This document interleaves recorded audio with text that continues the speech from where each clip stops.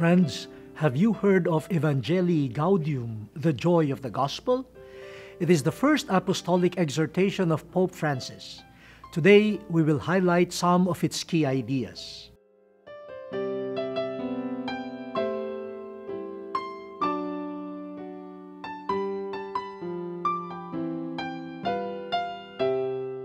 The joy of the gospel fills the hearts and lives of all who encounter Jesus, Pope Francis wrote. This encounter with Jesus comes with joy and makes us fully human. It also inspires us to go forth and to share the fruits of this encounter in what is called evangelization. The Holy Father recommends creativity as we carry out this task by being mindful of present situations and being open to its challenges, yet remaining firm in the unchanging core. God revealed His love for us in the crucified and risen Jesus. We are called to join His work, led by the Holy Spirit.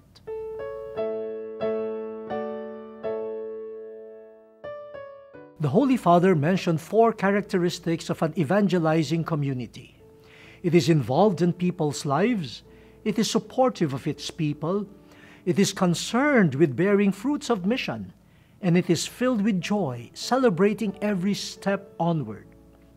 The Pope hopes that all will be devoted to advancing along the path of a pastoral and missionary conversion. This ecclesial renewal does not only concern individuals but also the entire Church.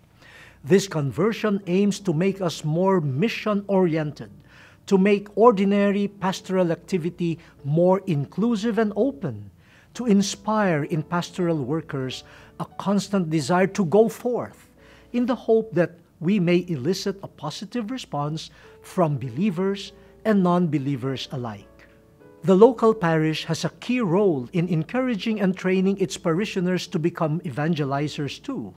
In the same way, the diocese, with its head, the bishop, must foster the missionary communion and missionary aspiration of reaching out to everyone.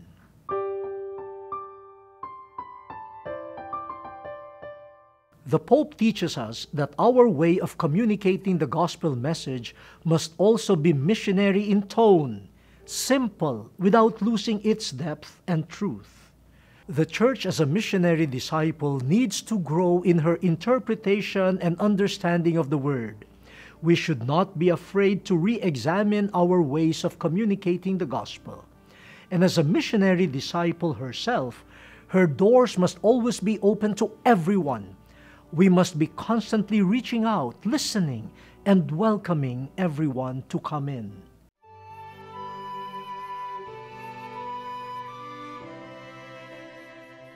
The Holy Father then exhorts us to an ever-watchful scrutiny of the signs of the times.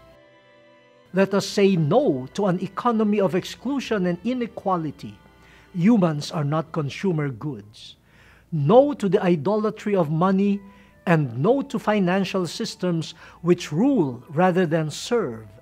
Money must serve, not rule, the Pope reminds us. Let us also say no to violence, especially against life.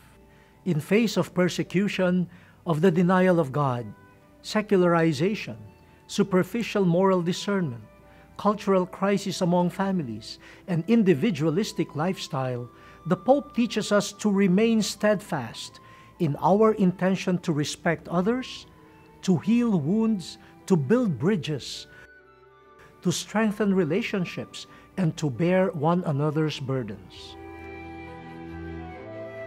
The Pope challenges the pastoral workers too.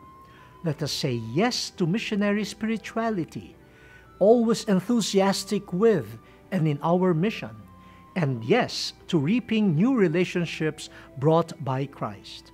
But we have to firmly say no to selfishness and spiritual sloth. Let us give it our all, for this task is a joyful response to Jesus' invitation. We say no to sterile pessimism. Let us not allow ourselves to be robbed of hope, the Pope exclaims. Let us say no also to spiritual worldliness. Let us focus on the gospel message instead of human glory, and no to warring among ourselves, Our love for one another is the sign of our discipleship.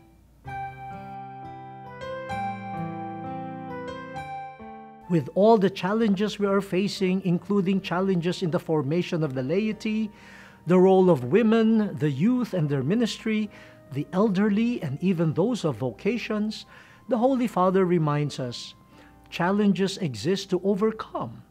Let us be realists, but without losing our joy, our boldness, and our hope-filled commitment. Let us not allow ourselves to be robbed of missionary vigor. More of Evangelli Gaudium next week.